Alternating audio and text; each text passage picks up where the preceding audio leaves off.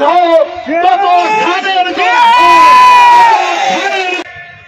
আজকে সবচেয়ে জরুরি হল জাতীয় ঐক্য গড়ে তোলা।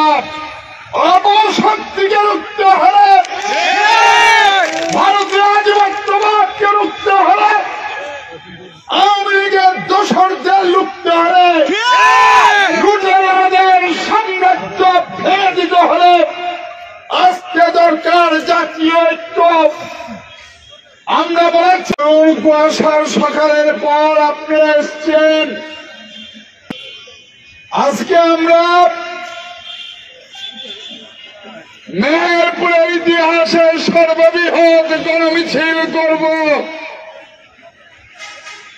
আমাদের চেয়ারম্যান তারেক রহমান বলছেন, সবার আগে বাংলাদেশ। রক্তাক্ত জুলাইয়ের পর, শেখ হাসিনা বিজয়ের পর ভারতীয় আধিপত্যবাদী শক্তি এই দেশকে নিয়ে দারুণ ষড়যন্ত্র করছে। এই দেশের হাসিনার দোসররা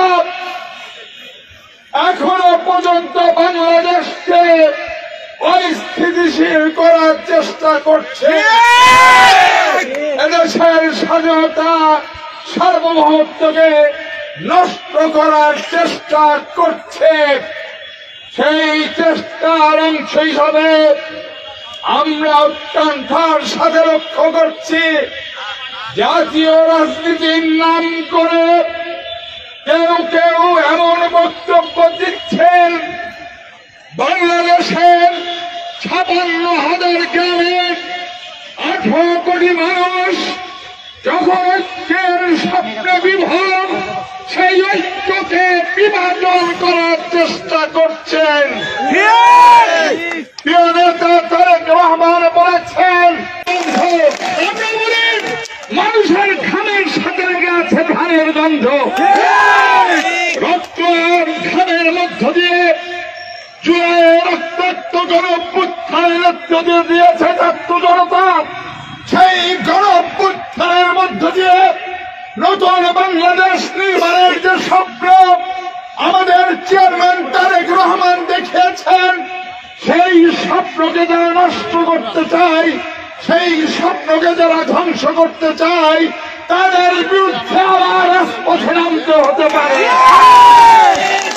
আমি বলছি, 17 বছর স্বৈরাচারের বিরুদ্ধে লড়াই করেছে বিএনপি।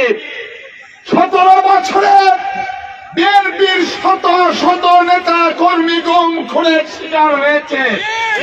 17 বছর 50 লক্ষ নেতা কর্মী কোর্টের বারান্দায় হাজতে কারাগারে থেকেছে। জিয়া পরিবারকে ধ্বংস করার ষড়যন্ত্র হয়েছে।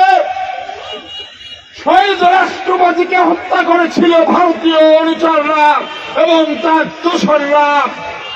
তাই নয়, ওয়ান-ইলেভেনের নামে ভারতীয় আধিপত্যবাদী শক্তির ষড়যন্ত্রে সেই দিন তারেক রহমান তার পরিবারকে কষ্ট দিয়ে বিদেশে নির্বাসিত করা হয়েছে।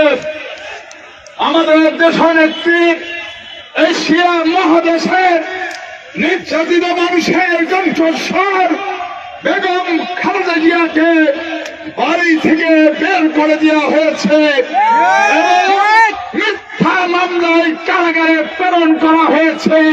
লড়াই অনেক হয়েছে বন্ধুরা, লড়াই অনেক করেছি, সংগ্রাম শেষ হয়ে যায়নি। আমরা বলেছি সংস্কার হবে, আমরা বলেছি নির্বাচন দিতে হবে। মানুষের ভোটের অধিকার 15 বছর ছিনতাই করেছিল আওয়ামী লীগ, সেই ভোট ফেরত দিতে হবে রাষ্ট্রকে। রাষ্ট্রকে মানুষের দাবির প্রেক্ষিতে অনতি বিলম্বে সংস্কার করে